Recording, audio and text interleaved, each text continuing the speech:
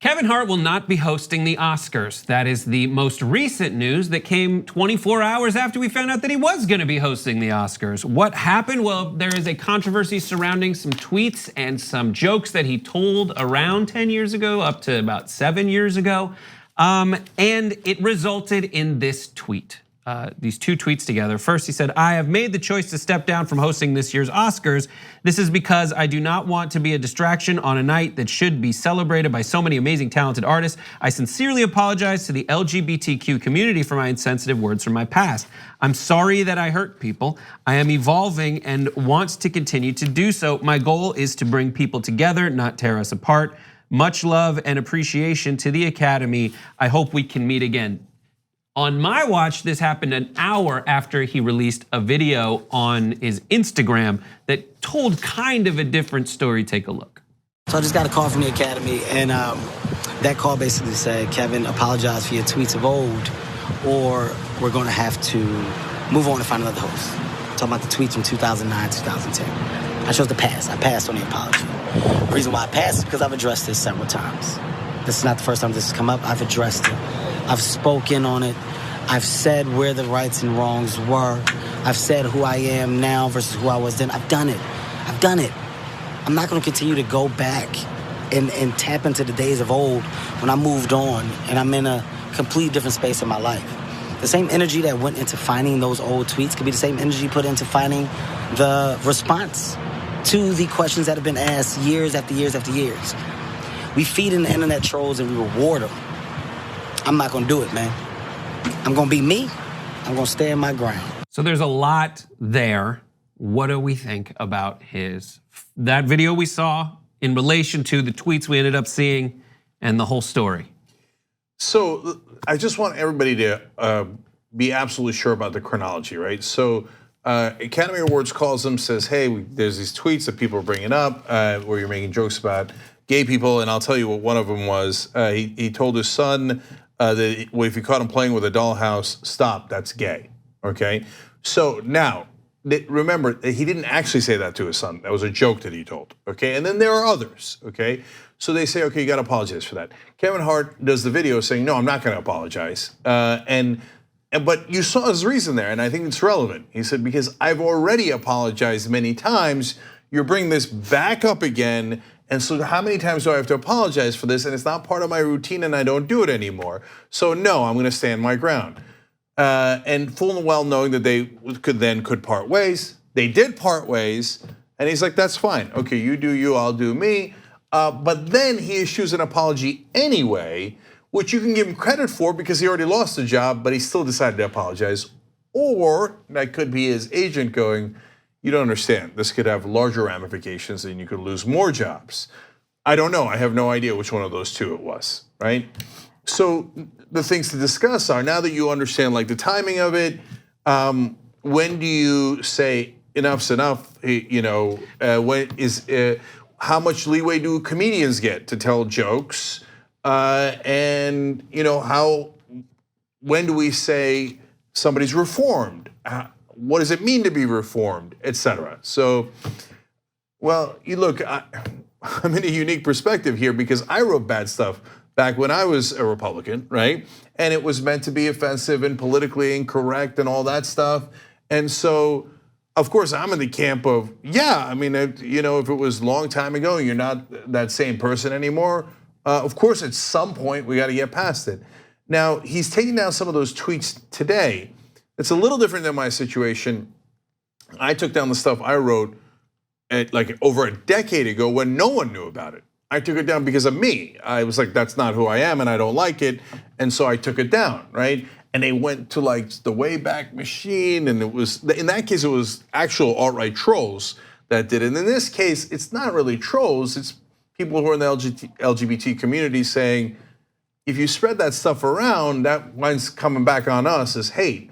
And so they're legitimately concerned. But it's still a very difficult question. Nomi, what do you think? So I used to work for Goldman Sachs.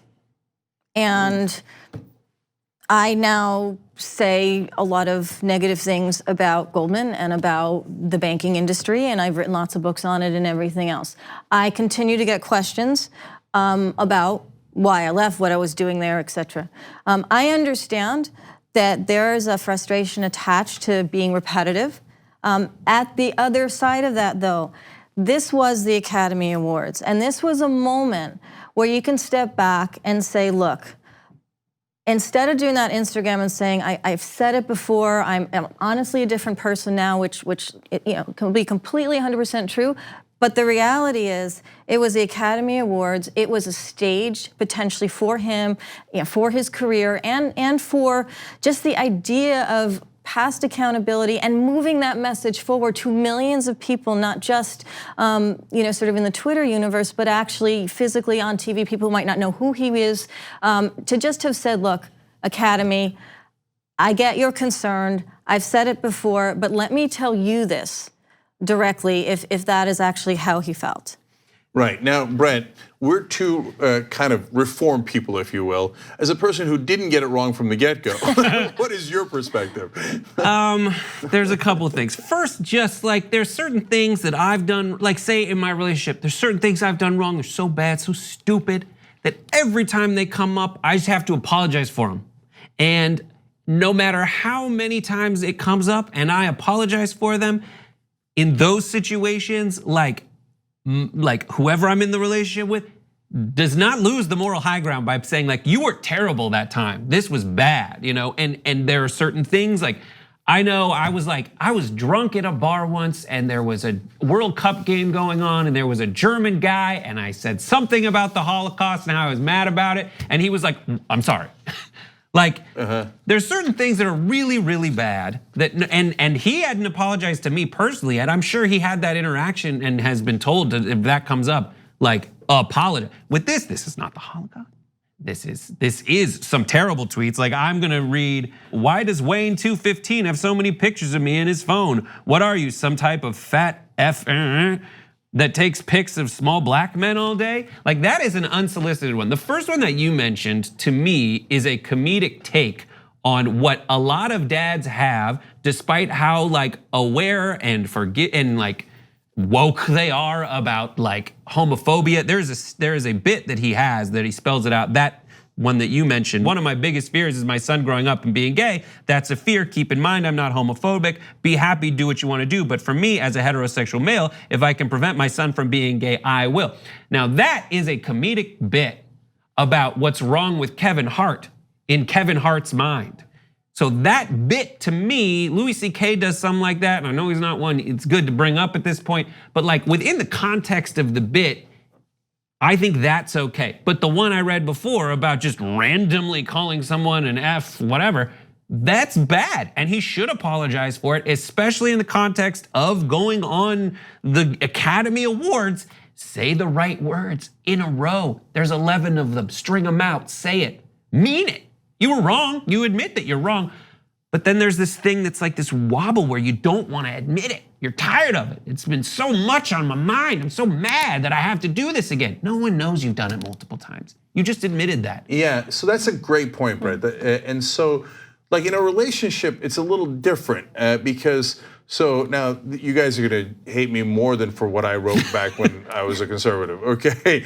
My wife was pregnant and she was like 8.5 months pregnant. And then it was something about carrying something. And I clearly joked because she's so overwhelmingly pregnant. I said, suck it up, right? And she did not take that joke kindly, okay? And to this day, we'll bring it back up. Suck it up, huh? Like this is like 9 years later, okay? And what do you say? And I'm like, it was a joke, but okay, honey. Right, in that. So, no, but in that situation, it's the same people, right? So you can say, hey, she should stop bringing it up, or you can say, hey, Cenk, you should apologize for it every time. It doesn't matter that it was a joke, right?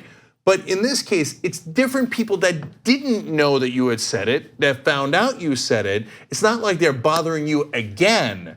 Do you see what I'm saying? It's new people that go, oh my God, I didn't know Kevin Hart said that. And that puts out terrible stereotypes that is deeply problematic.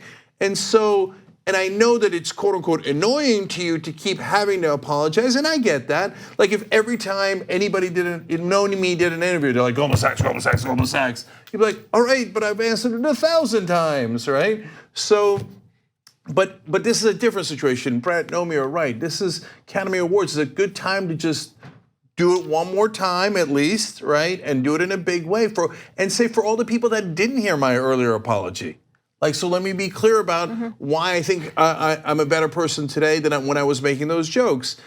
And it would have been relatively simple. And I think that everybody at that point would have been like, oh, okay, good. He's a different guy. Let's move on, right? If they didn't, then I'd be on his side. You see what I'm saying? Here's the other point, and it's gonna sound like another terrible analogy, but like for me and Obama, there was the ongoing vote to continually fund the Iraq war, and Obama was the one who did not vote to do that. Everybody else that ended up running against him that year had voted to continually fund the war or whatever that vote was. And the other people had done it because it was expedient, everybody was doing it, whatever. That I would compare to like that era in 2009 when Tosh started like feeling around for the inappropriate humor again after political correctness died down. And that there are people that did that. But Kevin Hart, you did this. You did make those jokes. You did like vote to continue the war, even if everybody else was doing it. And there are other people out there that could potentially host the Oscars who didn't do that. So if it's just like the president of the United States, a very powerful position, hosting the Oscars is a very powerful position, I would prefer someone who did not do those terrible things that I disagree with on a fundamental level. That said, like he could have gotten around it very, like not easily, and obviously it's not easy on him, it's like weighing on his conscience, but I think it's a guilty conscience, and he's angry that he's in this position, but I think he should have just sent that tweet out earlier, immediately, and it would have been easier for him. And he would be able to do one of the things he's been dreaming about since he was a kid, which is hosting the Oscars. And I agree on that point, even comparing it to the president, because this was an honor. There is a respect you have to have when you're selected by certain bodies like the Academy, and in that position actually also understand the other side. And I think with him, what happened was he got immediately defensive. Whatever he felt, however many times he apologized, whatever he thinks, he got immediately defensive against the Academy. And so that's where I think this went wrong before he then walked it back on that tweet, is that idea of owning what you said, being accountable for what you said in the places it most matters for you to do that.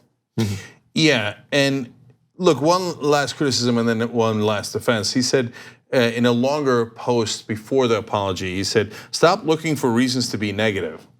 Well, that's not a good thing to say because they're not looking for, if you're gay and you got all these people saying you're terrible, and it's not, you're not looking for a reason to be negative. And he said, I swear I wish you guys could see, feel, understand the mental place that I'm in. I'm truly happy, people. And then later on he said, I'm in love with the man I am becoming. Well, that's good on you, but that doesn't really address their concerns. So selfish and self-obsessed. Yeah, it's really self-obsessed in that way, and sometimes, unfortunately, celebrities get that way. But the final defense is, look, I think the problem was him getting defensive and not just going to the apology for the people who hadn't heard it before. But if we can't eliminate everybody who's made an inappropriate joke from all positions for the rest of time, we're not saying that. I don't want anybody to get the sense that we're saying that, especially if you're a comedian and your job is to make jokes that are sometimes on the border. And times do change, and people have gotten much better on this issue. And Kevin Hart's gotten better on this issue. He just had to say it. Right, and Variety pointed this out in an article they wrote that Tracy Morgan in 2011 had a homophobic rant. He immediately came out and apologized, called it a sickness, and he teamed up with LGBTQ advocacy groups to make like public service announcements to raise awareness. That's how you do it. Yeah, and I gotta say one last thing, because there's too many right-wing folks who just don't get it. They think like, oh, what's the big deal? What do you get offended for? Look, guys, it's not just about offense, right? Unfortunately, that has terrible consequences. It's the LGBTQ community. Gay people in this country have been attacked for being gay, rejected by their own family members, by their communities, by their churches, and sometimes violently attacked, let alone what trans people have suffered, which is unspeakable and happens to this day, and it happens all the time, and it's because of stereotypes like that. So it's not just a harmless joke, right? And so, like here, super last thing, I'll use my own example. I know it's a weird thing that I do from time to time, but it's like being Turkish is such a weird thing that nobody cares about in this country. So if you made jokes about Turkish people, it actually would not be that harmful because it's not a stereotype that already exists and that gets people hurt, right? But this is a stereotype that has existed for a long, long time and has hurt untold numbers of people. That's why it's not just political correctness. There's an excellent reason why they're trying to get past the era when we flippantly told those jokes like there was no problem. There was, and I think Hart got past it too. I just wish he'd have made that clearer in the beginning. Thanks for watching this free clip of the Young Turks. Don't forget to become a TYT member today. For more exclusive content, join now at tyt.com/join.